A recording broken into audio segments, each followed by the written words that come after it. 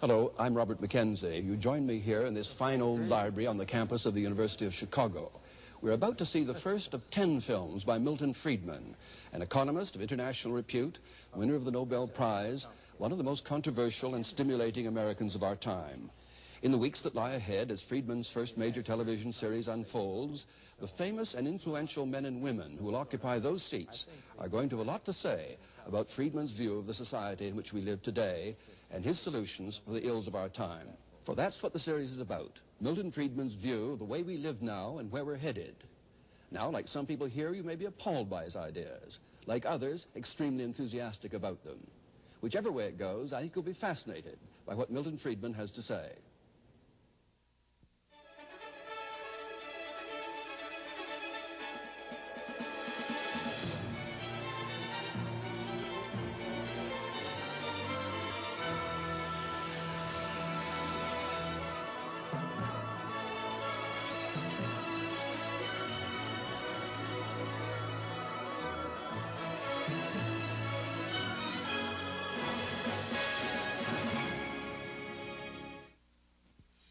This morning around the New York metropolitan area. Skies are sunny now. A little bit of cloudiness over the eastern end of Long Island, a patchy fog out there. Boy, we've got some lovely weather to talk about, and I think I promised you this back at the beginning of the week. Once, all this was a swamp, covered with forests. And that's what essentially is the Canarsie Indians who lived here traded the 22 square miles of soggy Manhattan Island to the Dutch for $24 worth of cloth and trinkets. The newcomers founded a city, New Amsterdam, at the edge of an empty continent. In the years that followed, it proved a magnet for millions of people from across the Atlantic, people who were driven by fear and poverty, who were attracted by the promise of freedom and plenty. They fanned out over the continent and built a new nation with their sweat, their enterprise, and their vision of a better future. For the first time in their lives, many were truly free to pursue their own objectives. That freedom released the human energies which created the United States. For the immigrants who were welcomed by this statue, America was truly a land of opportunity.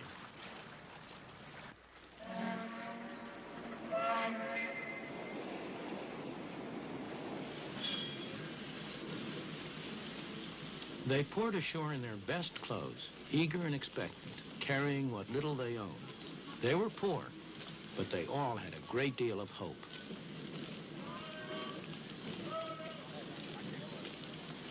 Once they arrived, they found, as my parents did, not an easy life, but a very hard life.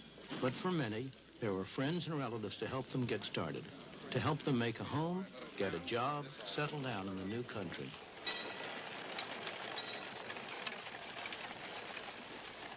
There were many rewards for hard work, enterprise, and ability. Life was hard, but opportunity was real. There were few government programs to turn to, and nobody expected them.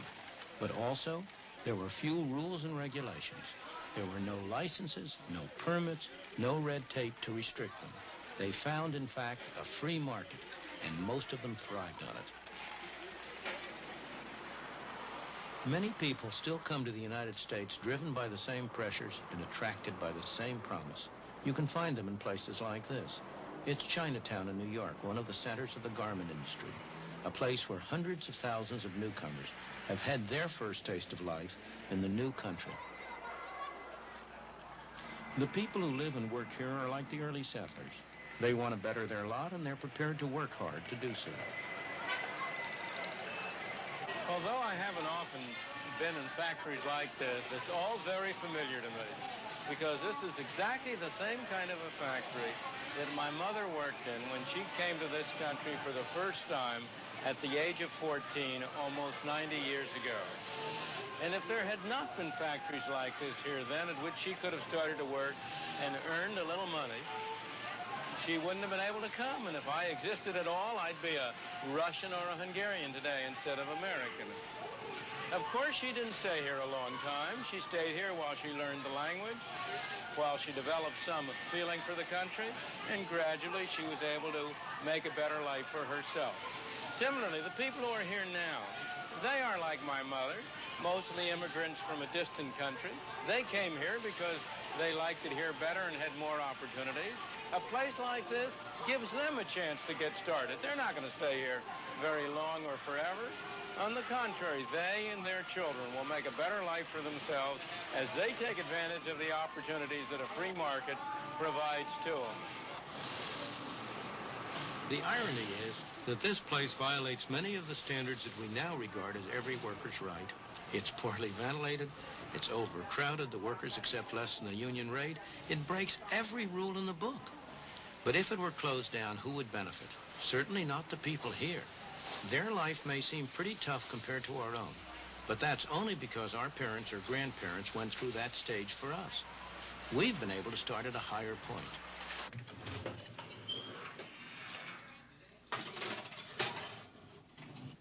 Frank Fasali's father was 12 years old when he arrived all alone in the United States. He'd come from Sicily. That was 53 years ago. Frank is a successful dentist with a wife and family. They live in Lexington, Massachusetts.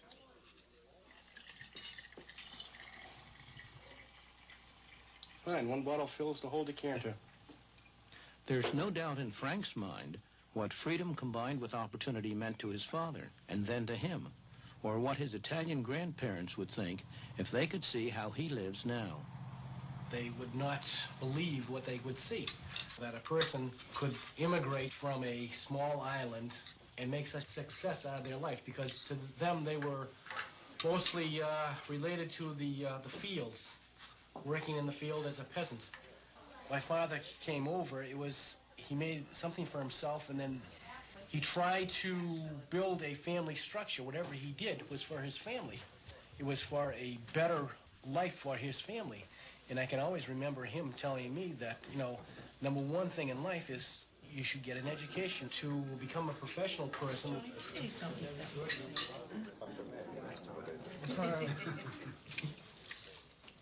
The Vasali family, like all of us who live in the United States today, owe much to the climate of freedom we inherited from the founders of our country, a climate that gave full scope to the poor from other lands who came here and were able to make better lives for themselves and their children. You girls gonna have this? Yeah. You, Chris? I know you don't want the whipped cream. But in the past 50 years, we've been squandering that inheritance by allowing government to control more and more of our lives instead of relying on ourselves. We need to rediscover the old truths that the immigrants knew in their bones, what economic freedom is and the role it plays in preserving personal freedom.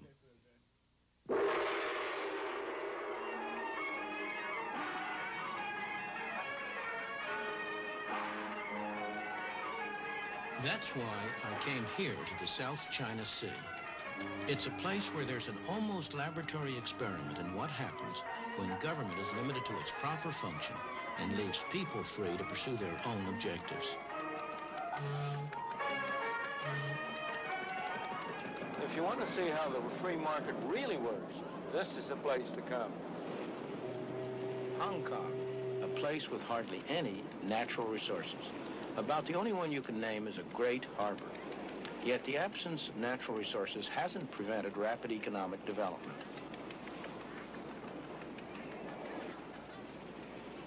Ships from all nations come here to trade because there are no duties, no tariffs on imports or exports. The power of the free market has enabled the industrious people of Hong Kong to transform what was once barren rock into one of the most thriving and successful places in Asia. Aside from its harbor, the only other important resource of Hong Kong is people, over 4.5 million of them. Like America a century ago, Hong Kong in the past few decades has been a haven for people who sought the freedom to make the most of their own abilities. Many of them are refugees from countries that don't allow the economic and political freedom that's taken for granted in Hong Kong. Despite rapid population growth, despite the lack of natural resources, the standard of living is one of the highest in all of Asia.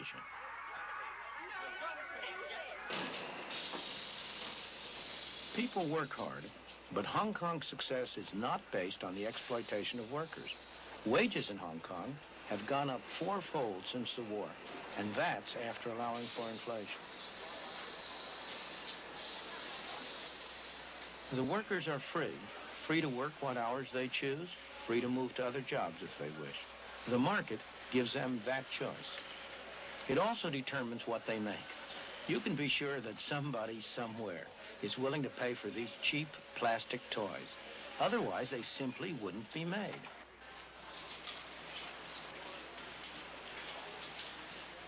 Competition from places like South Korea and Taiwan has made cheap products less profitable.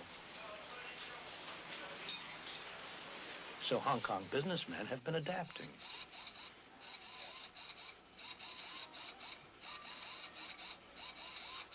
They've been developing more sophisticated products and new technology that can match anything in the West or East. And their employees have been developing new skills.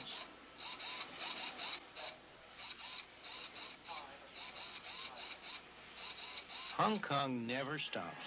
There's always some business to be done, some opportunity to be seized. It's long been a tourist center and a shopper's paradise, and it's now one of the business centers of the East. It's the ordinary people of Hong Kong who benefit from all this effort and enterprise.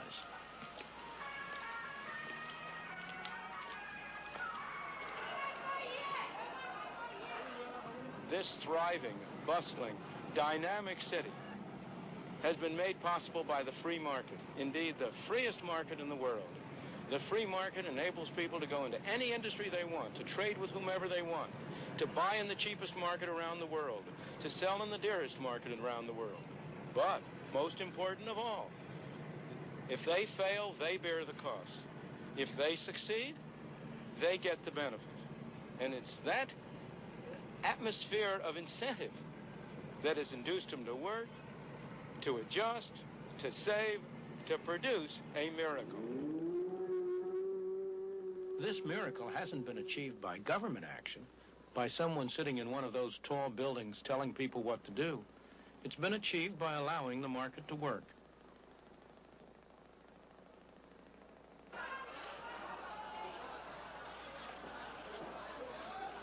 Walk down any street in Hong Kong and you'll see the impersonal forces of the market in operation. Mr. Chung makes metal containers. Nobody's ordered him to. He does it because he's found that he can do better for himself that way than by making anything else. But if demand for metal containers went down, or somebody found a way of making them cheaper, Mr. Chung would soon get that message. A few doors away, Mr. Yu's firm has been making traditional Cantonese wedding gowns for 42 years. But the demand for these elaborate garments is falling. The firm has already gotten that message and is now looking for another product. The market tells producers not only what to produce, but how best to produce it through another set of prices. The cost of materials, the wages of labor, and so on. For example, if these workers could earn more doing something else, Mr. Ho would soon find a way to mechanize his picture frame production. Inside this Chinese medicine shop, a market transaction's going on. The customer's confidence that this painful-looking ordeal will help him doesn't rest on any official certification of the bone doctor's qualifications. It comes from experience, his own or his friends. In his turn, the doctor treats him not because he's been ordered to, but because he gets paid. The transaction is voluntary, so both parties must expect a benefit or it will not take place.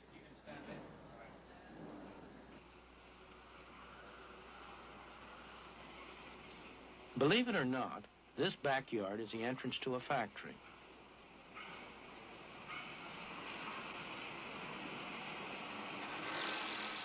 The workers here are some of the best paid in Hong Kong. It's hot, sticky, and extremely noisy. The workers are highly skilled, so they can command high wages. They could induce their employer to improve working conditions by offering to work for less, but they would rather accept the conditions, take the high wages, and spend them as they wish. That's their choice. The best-known statement of the principles of a free market, the kind of free market that operates in Hong Kong, was written on the other side of the world.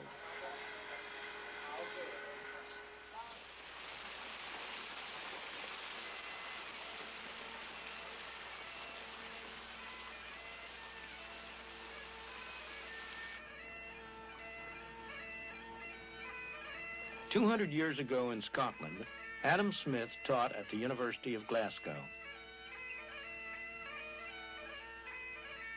His brilliant book, The Wealth of Nations, was based on the lectures he gave here. The basic principles underlying the free market, as Adam Smith taught them to his students in this university, are really very simple. Look at this lead pencil.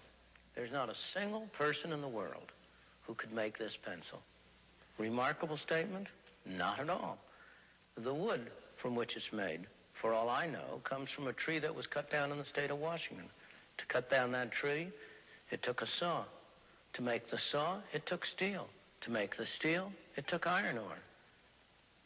This black center, we call it lead, but it's really graphite, compressed graphite. I'm not sure where it comes from, but I think it comes from some mines in South America. This red top up here, the eraser, bit of rubber, probably comes from Malaya, where the rubber tree isn't even native. It was imported from South America by some businessmen with the help of the British government. This brass ferrule, I haven't the slightest idea where it came from, or the yellow paint, or the paint that made the black lines, or the glue that holds it together. Literally thousands of people cooperated to make this pencil. People who don't speak the same language, who practice different religions, who might hate one another if they ever met. When you go down to the store and buy this pencil, you are in effect trading a few minutes of your time for a few seconds of the time of all those thousands of people. What brought them together and induced them to cooperate to make this pencil? There was no commissar sending out orders from some central office. It was a magic of the price system, the impersonal operation of prices that brought them together and got them to cooperate to make this pencil so that you could have it for a trifling sum.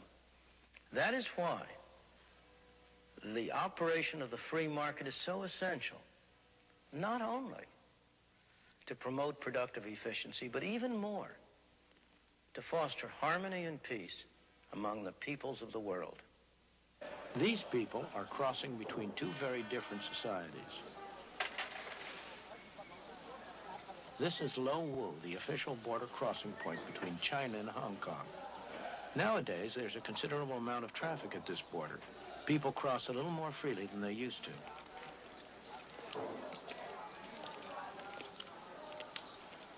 Many people from Hong Kong trade in China, and the market has helped bring the two countries closer together.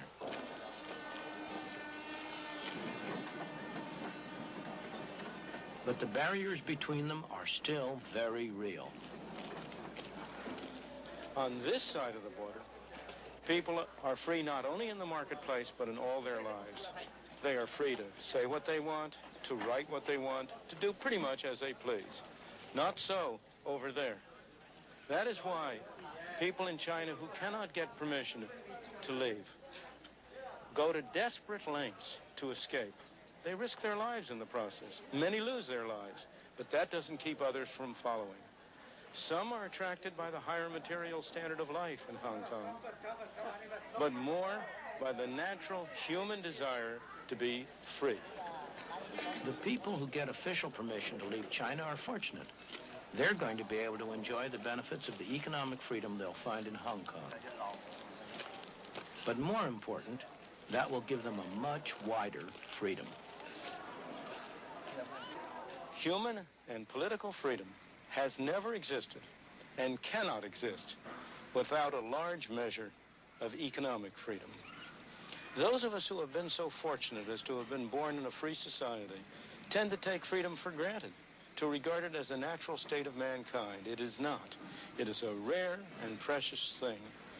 Most people throughout history, most people today, have lived in conditions of tyranny and misery, not of freedom and prosperity. The clearest demonstration of how much people value freedom is the way they vote with their feet when they have no other way to vote.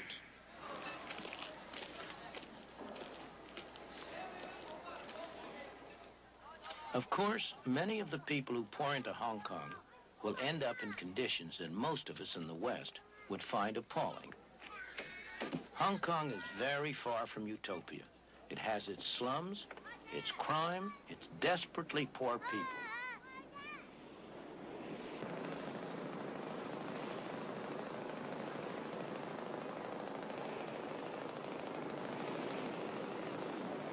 But the people are free. That's, after all, why so many of them have come here, despite having to live in leaky houseboats in one of Hong Kong's many small harbors. Here, they have the freedom and the opportunity to better themselves, to improve their lot, and many succeed.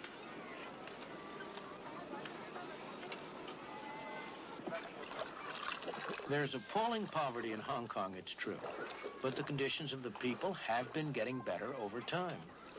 They're far better off now than they were when they first came across the border from China. And that poverty, appalling to us, because we're accustomed to much higher standards of life, is not poverty as viewed by most of the people in the world. It's a poverty to which they would aspire, a state of affairs that they would like to achieve.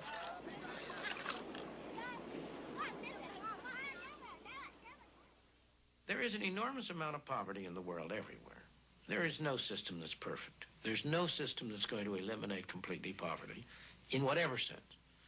The question is, which system has the greatest chance? Which is the best arrangement for enabling poor people to improve their lot? And on that, the evidence of history speaks with a single voice. I do not know any exception to the proposition that if you compare like with like, the freer the system, the better off the ordinary poor people have been. Ask yourself what it is that assures these garment workers in Hong Kong a good wage, not high by Western standards, but high enough to enable them to live far better than most people in the world. It's not government or trade unions that do it. These workers do well because there's competition for their labor and skills.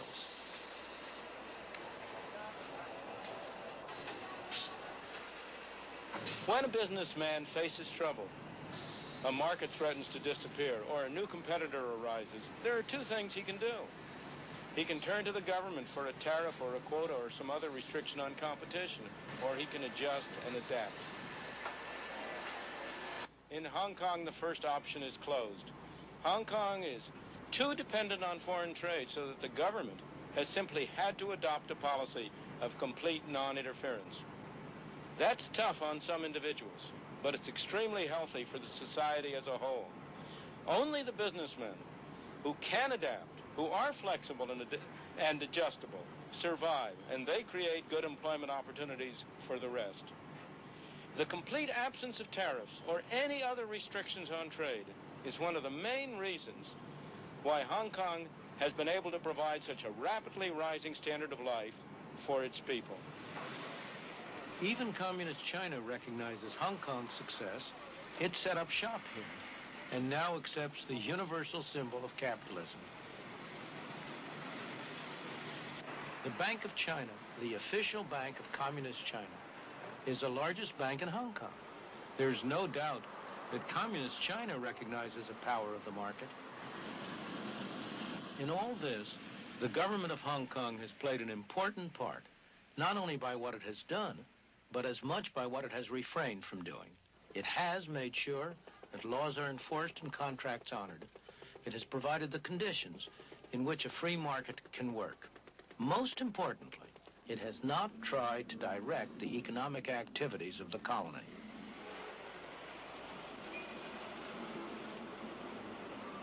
No government official is telling these people what to do.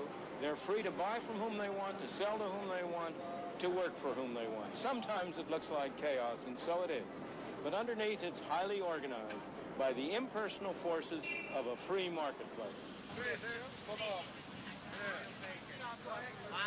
Fresh eggs here. Chicken wings, chicken legs. You know, these eggs are firm right from the chicken's ass. Me, no question. Tell you no lie. The impersonal forces of a free marketplace at work, back here in the United States. Hey, 2 broccoli, $1 a quarter. Prices are the key. The prices that people are willing to pay for products determines what's produced. The prices that have to be paid for raw materials, for the wages of labor and so on, determine the cheapest way to produce these things. And in addition, these self-same prices, the wages of labor, the interest on capital and so on, determine how much each person has to spend on the market. It's tempting to try to separate this final function of prices from the other two, to think that somehow or other you can use prices to transmit the information about what should be produced and how it should be produced without using those prices to determine how much each person gets. Indeed, government activity over the past few decades has been devoted to little else. But that's a very serious mistake. If what people get is not going to be determined on what they produce, on how they produce it, on how successfully they work, what incentive is there for them to act in accordance with the information that's transmitted? There's only one alternative: force. Some people telling other people what to do. We got them, folks. Let's go ahead. We got parsley here, 30 cents. Hey, look at these melons, $2. Hey, fresh melons, $2. Hey, 2 broccoli, $1 a quarter. Hey, look at those carrot eggs, Charlie. I know, huh? Go ahead, try them, huh? Nice? Oh, boy, look what I got. Real good tomato. Real nice. Hey, come on, try one of those tomatoes. You don't eat home anymore. Have free lunch over here. You eat for nothing over here. Go ahead, eat. We don't charge you. Have a free lunch. I know, I'm going to. That's right. Free lunch. Free lunch. The fundamental principle of a free society is voluntary cooperation. The economic market, buying and selling, is one example, but it's only one example. Voluntary cooperation is far broader than that. To take an example that at first sight seems about as far away as you can get, the language we speak, the words we use, the complex structure of our grammar. No government bureau designed that. It arose out of the voluntary interactions of people seeking to communicate with one another.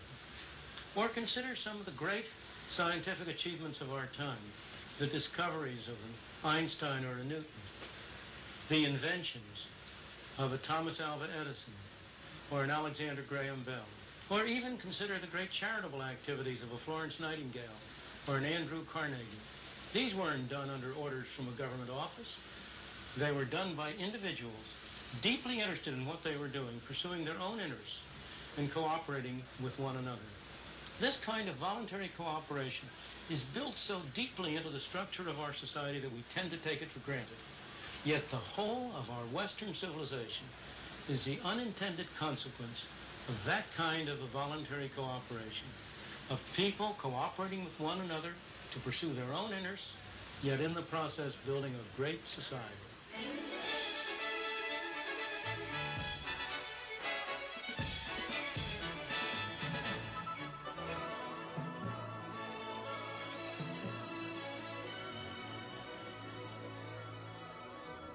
And here at the Harper Library in the University of Chicago, our distinguished guests have their own ideas too. So let's join them now. It seemed to me he was saying that the golden age for America, when it was truly a land of opportunity, was the late 19th, early 20th century. No regulations, no permits, no red tape. I would argue that the government played a decisive role in an enormous grant to the railroads in creating an American capitalist economy. And secondly, if you go back to that golden age, you find that the government constantly intervened in a rather characteristic way. It used troops against strikers. American labor history has been the most violent, bloody class struggle anywhere in the world. And the government, up until 1932, the law, the courts, the society, always sided with business, always sided against working people. Therefore, I would argue that both economically and in terms of repressing the attempts of people to assert their freedom, government prior to the rise of the welfare state in this country was more or less owned by business. Milton Friedman. Michael Harrington is seeing the hole in the barn door, and he's not looking at the barn door itself. The plain fact is, during the whole of that period, while government did intervene from time to time, and mostly to do harm, I agree with him that government intervention was, in the main, not a good thing, tariffs, for example. On the other hand, throughout that whole period, government spending, federal government spending, central government spending, never was more than 3% of the national income. It was trivial. The land grants to the railroads were a minor factor. I don't approve of them. I'm not saying they were a good thing, but they were a very minor factor. One has to have a sense of proportion, and that goes to the whole discussion. I am not an anarchist. I am not in favor of eliminating government. I believe we need a government, but we need a government that sets a framework and rules within which individuals pursuing their own objectives can work together and cooperate together. And they work together and cooperate together not only in economic areas. I want to hold you for a moment, though, to that golden age theory, that we were best when we were regulated least in the late 19th and early 20th century. Because remember, the sweatshop analogy comes out of there, sure, when there was no attempt to restrict hours of work or to regulate working conditions. Now, is that a view you accept of that period? Well, I think it's necessary to contrast it with what's happened in the interim. I don't see how we can talk about that without comparing it with the interim period. Now, you talked earlier about the fact that during the last 50 years, we had squandered some of our inheritance of freedom. Absolutely. And I believe during the last 50 years, we really have improved our freedom. I spent over half that time working for one of the world's largest industrial companies, the DuPont Company, deeply involved with the launching of new ventures, and got to know the free enterprise system well and have a very healthy respect for it. But during that interval, and particularly during the last few years, and I've been more involved with government and with environmental matters, I have become convinced that our freedom was improved when the people are allowed to add to their freedom in the marketplace, the freedom for voting with their dollars in the marketplace, the freedom to vote with their ballots in the polling place, to put some restraints on the excesses of the marketplace, particularly when you're concerned with such things as the long-term impact on our health from the pollution of our environment, the introduction of carcinogenic materials, or the irradiation of our people with nuclear products. What about putting some restraints on the excesses of government? Hasn't that become an ever more serious problem? How is it that a government of the people, supposedly, does things which a very large fraction of the people would really prefer not to have done, such as overtax them, overgovern them, overregulate them?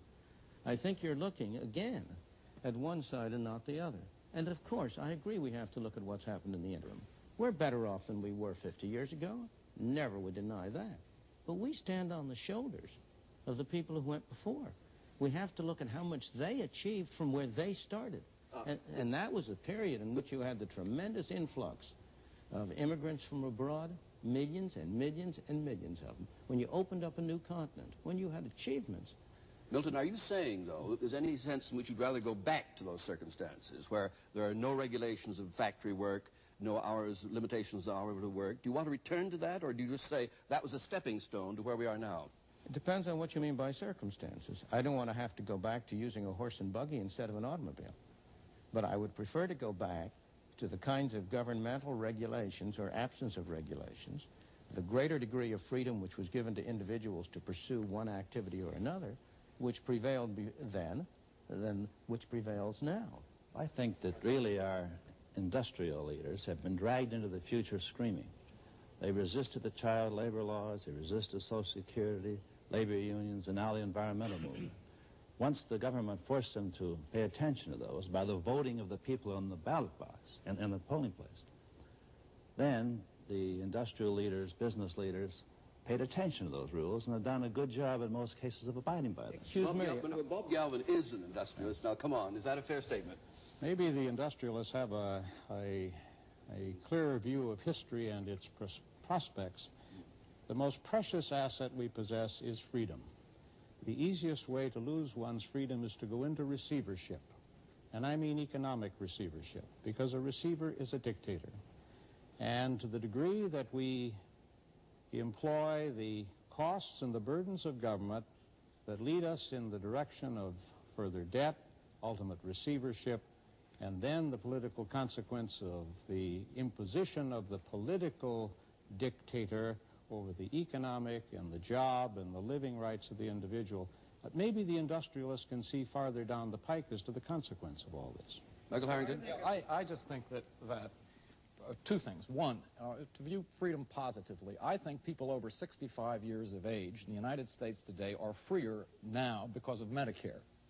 I do not think that the freedom to die from the lack of medicine was a very good thing.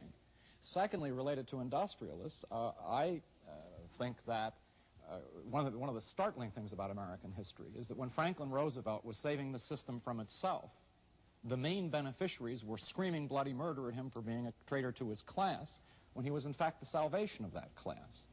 And I think therefore if you look at our history, I do think you find a tremendous myopia on the part of industrialists, and you find that the positive increments to our freedom, interestingly enough, have not come from the college graduates, but often from people with, not from the best people. It's come from working people, it's come from poor people, it's come from blacks and Hispanics and the like.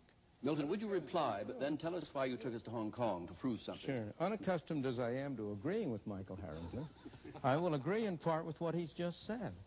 I do not believe it's proper to put the situation in terms of industrialists versus government. On the contrary, one of the reasons why I am in favor of less government is because when you have more government, industrialists take it over.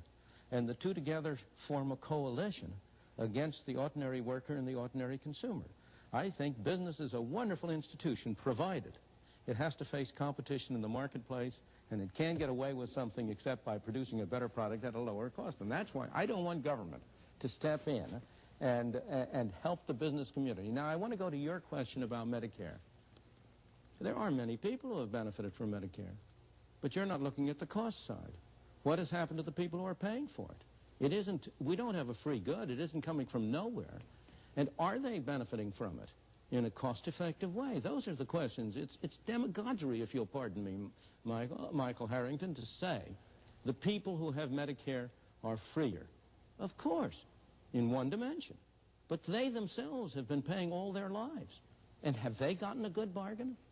At the moment they have. The young men, the young working people who are going into Social Security now, they're going to get a very raw deal indeed. Milton, interestingly, on that point, people over 65 are paying more of their spendable income for medical care now than they were before Medicare was enacted. It's been not a very successful program. Government doesn't do things well. It doesn't do things well, and it hasn't done things well in Britain, in Canada, in the United States. Now, Milton, then you took us to Hong Kong on exactly that point. Right. That here, you said, was a true model of the market operating. Now, is that really the fair description of Hong Kong?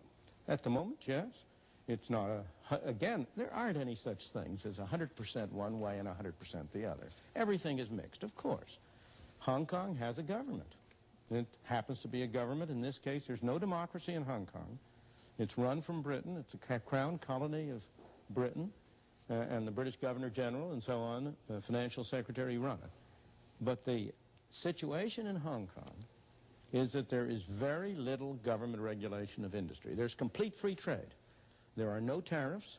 There are no export subsidies. There are no restrictions on the purchase and sale of monies, so that it comes about as close as to a complete free market as you can find in the world today. And there is no doubt that the main beneficiaries have been the low-income people, the poor people who poured into Hong Kong by the hundreds of thousands and millions out of Red China and who keep on trying to get in there. This goes to Michael Harrington's question. If an industrial system, if a free enterprise system is a system in which the poor are ground beneath the heels of these rapacious industrialists he's worried about, how would he explain the success in Hong Kong, the extent to which people continue to vote with their feet to go there? You're not asking us to make of the United States one gigantic Hong Kong or a sweatshop or whatever you want to call it. You'd acknowledge that there is a historical development of an economy, and what may be right for one stage in the development of an economy may not be right for another stage. Isn't the issue, where do we go from here? What pragmatic decisions do we make about the direction of the American economy? Should it be toward more and more government, or should it be trying to preserve an adequate balance between freedom of choice and government intervention? Again, the problem is to distinguish two things. This comes back to an earlier comment, the circumstances in terms of the physical arrangements, and the circumstances in terms of the rules that guide the society. Now, in the case of Hong Kong, of course, I'm not asking that we crowd our people to a density of population such as Hong Kong is. Hong Kong is a marvelous example just because its circumstances are so terrible, its physical circumstances. And the people in Hong Kong would love to get elsewhere into less crowded circumstances if other people would let them in. This is a problem of immigration, which is a very important restriction on human freedom. In the period before 1913, we had complete 100% freedom of immigration into the United States. We don't now. But go back to your question. Do you think Hong Kong would exist if it weren't in close juxtaposition to Communist China? Hong Kong would exist. It is very dubious that it would have the policies it has now if it weren't in close juxtaposition to Communist China. Well, now, but to answer your question directly, yes, I am in favor of the United States having not the circumstances, not the physical circumstances, but the policies that Hong Kong has had of zero tariffs, of complete free trade, of no restrictions on exports, no restrictions on monetary transactions, of a far greater degree of lesser degree of governmental regulation. I agree with what Russell Peterson said before, that there are third-party effects. There are things like pollution. The question is whether we're handling them in the right way, and I think we're not.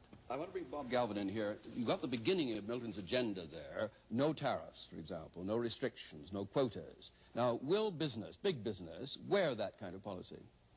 I think big business and all business could wear that kind of policy if we could find the appropriate balancing factor that in the rest of world trade, where we trade outside our border, and as others come in, we are required to trade against socialized institutions. That's a very different kind of an institution than the private institution. The private institution can clearly operate more efficiently if it is not imposed upon by an artificial price from the socialized institution across the seas. So I think there has to be, not protectionism, but there has to be an international rule of the road that prevents the socialized institution from subsidizing and taking advantage of the private institution. Sorry, did you include the 9 countries of the common market, though, as socialist countries? Or are you prepared to have open competition from all the 9 countries of the common market? The 9 countries of the European common market engage in the most dramatic of the socialized institutions. I don't agree with him at all. We are hurting ourselves by restricting trade from abroad. Other countries are hurting themselves and us by the measures you described. But we're only hurting ourselves even the more if we imitate them. I don't think, Dr. Friedman, that your mother would get a job sewing today in America if we had no tariffs at all. What would happen is there wouldn't be any sewing jobs in America. We'd be making nothing but computers. But then there would be some other kinds of jobs. Then she would get a job at a very low level in making computers. Yeah, although you do face the problem that you've had both a leading businessman and a leading conservative congressman not accepting your prescription of sweeping away restrictions. But of course, the 2 greatest enemies of, I would say, the greatest enemies of free enterprise and of freedom in the world have been, on the one hand, the industrialists, and on the other hand, most of my academic colleagues who end up in government. For opposite reasons. People like Michael Harrington and my academic colleagues want freedom for themselves. They want free speech, they want freedom to write, they want freedom to publish, to do research, but they don't want freedom for any of those awful businessmen. Now, the businessmen are very different. Every businessman wants freedom for somebody else, but he wants special privilege for himself. He wants a tariff from Congress. And the congressman, well, the way in which congressmen get elected is by performing favors to constituents. And if indeed you were to wipe out completely all tariffs, if you were to reduce government controls in this country to what they are now, I do not think that would be in the self-interest of even Barbara Conable, for whom I have the very greatest respect, or Bob Galvin, for whom I have the respect. I think it would be in the self-interest of Michael Harrington. Now let's ask what the American people want and will wear, because you're saying in effect that to get elected, the congressman is giving the people what they want. Now, aren't you saying in the end, then, the people don't want this or don't understand the advantage of it? I'm saying that my whole function and purpose is to try to persuade the people to make a different thing politically profitable. I'm trying to persuade the people to make it clear that congressmen who pursue these policies are going to lose their jobs. And if we do that, congressmen are pursuing their self-interest. They're in a market. There's a political market. They've got a product to sell, and they've got to appeal to their customers. And I am just engaging in the kind of advertising Mr. Galvin and other companies a very experienced politician, Governor Peterson. Let me ask you how you would cope with this problem, Dr. Friedman. The people decided that they wanted cool air. There was a tremendous need. And so we built a huge industry, the air conditioner industry. Hundreds of thousands of jobs, tremendous earnings opportunities, and nearly all of us now have air-conditioned homes and cars and offices. But then the people decided they wanted clean air, and they couldn't buy it in the marketplace. So they voted at the polling place. They got their elected representatives to go to the Congress and say, we are going to have clean air. Now, overnight, there was a new market. And the free enterprise system responded to that. Now there's a big environmental industry making earnings, providing jobs, but also serving this public need to have the freedom to breathe clean air. You grossly underestimate the extent to which the private market is able to do it.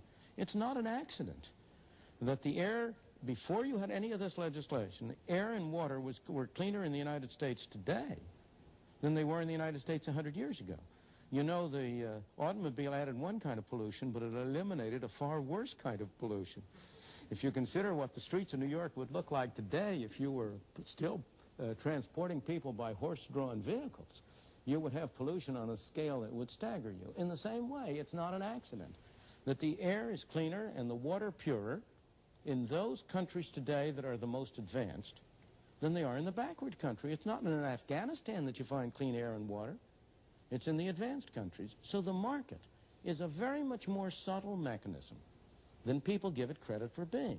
I would like to get this back to the real world, because in the real world, there is no possibility that American business, which is a welfare-dependent business system, is going to adopt these ideas. What these ideas function as in the real world is a rationalization for the myth of free enterprise, which disguises the fact of state capitalism, as an argument against social intervention in a society that does intervene on behalf of the steel industry very quickly. Finally, in terms of the American political process, I don't believe that the political process is so simple as having the people elect the government. The fact is that when a Jimmy Carter is elected president on a relatively liberal platform, he then has to win business confidence because of the control of the investment process by corporate power. And I think that fact, corporate power, rationalized by free enterprise myths, is the central problem of freedom in our time, and that's what has to be attacked. Before we come to Milton again... No, but I've got to comment on this, because I think we mustn't let words get in the way of what really is the case. I take it you think we don't have socialism. I would say to you that 46% of every corporation in this country is owned by the U.S. government. That's the corporate income tax. That means out of every dollar of profits that a corporation makes, 46 cents goes to the U.S. government. The actual tax is far higher than that because you tax that doubly when it comes to the individual. The extent to which corporations control their investment decisions has been increasingly reduced.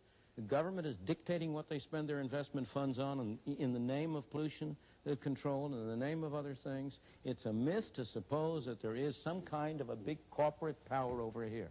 There was a time when corporations were more influential than they are now, but at the moment, I think they're a beleaguered minority rather than the dominant majority. But I'd like to take the others into this for a moment. What is the process for those of you who want to roll back the state or to push back governmental influence on the operation of the economy? Before we let Milton in on that, what would you do as an active politician, as another politician, and a businessman? Well, I personally think we ought to restrain the growth of government in the future. How? By putting some sort of limit on government expenditures. I would like to see a constitutional amendment doing that. Otherwise, we're going to continue to have the government growing faster than the economy and thus pushing more and more of the gross national product through the tin horn of government. I think that's a mistake. It's a difficult thing to do. I hope we can find some way to do it without making ourselves less free in some way. Governor Peterson, can it be done? Yes, I think we can make substantial headway by furthering our pluralistic society, by encouraging, educating more people to think comprehensively. I think one of the big problems in our world is that leaders in government and in industry are short-sighted. They don't look at the long-term impacts of their decisions. And in a democracy such as ours, the power is with the people, just like the textbooks say. And if they get this more comprehensive understanding and knowledge, they're going to see to it that the special interests of elected officials will be in tune with getting reelected, and they will look at the long-term views just like the citizenry is. So I'm all in favor of an all-out push to get this freedom to vote in the polling place added to the freedom of the marketplace, because that's a potent combination. But voting in the polling place is a very different kind of freedom than voting in the marketplace. When you vote in the polling place, it is important, but it's a very different kind. When you vote for a package. And if you are in the minority, you lose. You don't get what you want. When you vote in the marketplace, everybody gets what he votes for. If you vote for I vote for a green tie, I get a green tie. You vote for a blue tie, you get a blue tie. If we do that in the polling booth, if 60% of us vote for a green tie, you have to wear a green tie. Oh, but the 40% don't just shut up. They can try to influence decision-making. They can try to influence, but it's a very different and less efficient mechanism for matching performance, matching results to individual tastes and preferences. Whatever kind of car I buy, I still get dirty air. There are good people running this society, and most of the people that we're talking about work someplace, and they know that their company is doing something pretty good or trying to do something pretty good. I think the people are going to start telling the leaders where they've gone wrong and start to redress it by the direction of the ballot box. People in general are more conservative and in particular are more liberal. That is to say, if you ask the people in general, what do you think of government, get it off my back, less taxes. If you ask in particular, what about health, national health? What about full employment, government is the employer of last resort? What about pollution? Do something about it. Everett Ladd had an article in Fortune about a year ago, which is hardly a radical left-wing journal, showing this contradiction. And I think that there is in the United States today a rapid movement to the left, right, and center, which I obviously hope will be resolved not by an across-the-boards cut aimed primarily at poor and working people, but by an increasing democratization of economic power and an increasing democratization of the government. I think that in this complicated society of huge institutions and bureaucracies, if we talk about freedom, one of the things I would like to see would be a law providing funds for any significant minority to buy the research to counter the majority. If you don't have the expertise, the knowledge technology today, you're out of the debate. And I think that we have to democratize information and government as well as the economy and society. I am sorry to say Michael Harrington's solution is not a solution to it. He wants minority rule. I don't. I want individual rule. I want human beings separately and individually to have control of their lives. I don't believe that a minority that differs with me should have the right to take money out of my pocket to research for them. They should go out and try to persuade people to contribute to them. I should be free to get people to contribute to me to present my ideas. But the idea of having some kind of an official government agency that is going to finance dissidents, in the first place, anybody who has any sense of realism about the way government operates at all will know that that'll end up in the hands of the majority and not the minority. But can government in this extremely interdependent, complex world economy which is developing, can you have a mystical belief in the invisible hand of Adam Smith? I happen to think that Adam Smith was one of the greatest intellectual figures in the history of the world, and that capitalism was one of the greatest advances that humankind has ever made. But precisely because I put this in historical context, capitalism, as a friend of mine by the name of Karl Marx predicted some time ago, has developed tremendous tendencies towards monopoly, concentration, multinational corporations, money supplies that are not controlled by the Federal Reserve Bank or even the President of the United States anymore. And to think that you can respond to this radically new environment by an 18th century solution, I think really comes down to an intellectual exercise whose practical political effect is to rationalize conservative power in America. This is a myth, a complete myth, that the development of an underdeveloped country in a more complicated world necessitates greater government intervention. Government intervention has not grown in those areas which arise out of the complexity and interdependence of the world. It's grown where? in taking money from some people and giving it to others. All I have to say is that government, Dr. Friedman, has to live in the 20th century, much less the 19th or the 18th. But again... And we have to take society as it exists today and build on that. To me, the decisive thing at issue here is an essentially mythic, non-historical presentation of an abstract solution taken out of time, which does not look to the tremendous evolution of capitalist society, the tremendous interdependence of the world, the fact that we now have not only national economic planning, but at the Tokyo summit, and we have institutionalized international economic planning of the major industrial capitalist powers. And under those circumstances, granted the enormous achievement of Adam Smith, granted the enormous achievement of capitalist society, under this radically changed historical situation, to propose those classic old solutions, I think is to propose something non-serious, which, however, does function seriously to rationalize conservative corporate economic and political power. The great achievements of the 19th century came by departing from the kind of system you now want to reimpose. You want to take us back to the 18th and 17th century when we had a corporate society, when we had government controlling things.